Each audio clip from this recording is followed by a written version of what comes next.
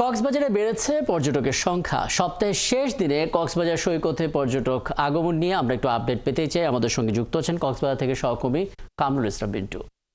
মিন্টু, আপনি এর আগের দিন বলছিলেন যে এটা আসলে পর্যটকের মৌসুম নয়, পর্যটনের মৌসুম নয়, তারপরও পর্যটক নগরী কক্সবাজার কিন্তু পর্যটকের ভিড়ে একেবারে সরগম করছে।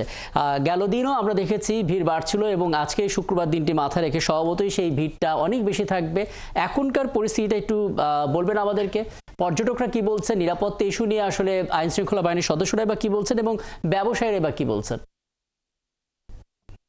বিপুল সংখ্যক পর্যটক রাকিব, কক্সবাজারে অসংখ্য মানুষ এসছে দেশের বিভিন্ন প্রান্ত থেকে। আমি যে প্রান্তে আছি এটা লাবণী পয়েন্ট, কলাতলী পয়েন্ট, তারপর সুগন্ধা পয়েন্টে সব জায়গায় কিন্তু মানুষ আর মানুষ। সংখ্যাটা আমরা যে শীতের মৌসুমে যেভাবে বলি ওভাবে বলতে পারবো না।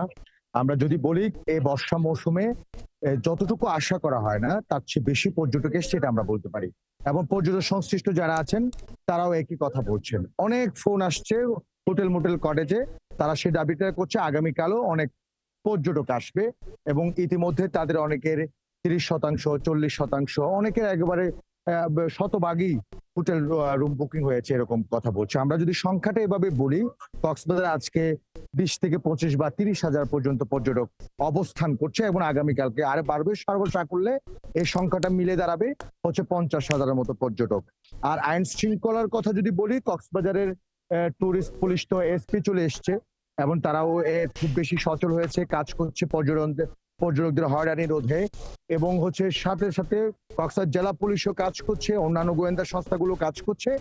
এখনো পর্যন্ত এমন কোনো অভিযোগ আসেনি পর্যটকরা হয়রানির শিকার হয়েছেন, নানা ধরনের তারা চুরি ছিনতাইয়ের ঘটনা ঘটেছে, এরকম কোনো খবর আমাদের কাছে এ পর্যন্ত নেই। তবে একটা খবর আছে রাকিব, সেটা হচ্ছে কিছুক্ষণ আগে কক্সবাজারের যে ইনানি সৈকতটা আছে সেখানে গোসল করতে গিয়ে সাগরে একজন পর্যটক মারা গিয়েছে এবং তার লাশ উদ্ধার করা হয়েছে। তার বাড়ি হচ্ছে ঢাকায়।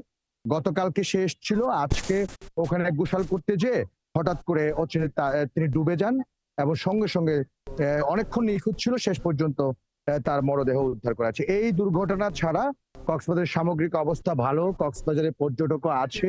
এই প্রান্তে যেমন আছে, সন্ধ্যার পরে আরো বাড়বে। কক্সবাজারের পর্যটন সংশ্লিষ্টরা বলছেন কক্সবাজার যেহেতু পরিবেশটা ভালো হচ্ছে, সেজন্য এই বৃষ্টির দিনে যদি নানা ধরনের একটা অনুষ্ঠান করা যায় তো কক্সবাজারের পর্যটকের সংখ্যা আরো বাড়তো, কক্সবাজারের পর্যটন ব্যবসা আরো সমৃদ্ধ হতো।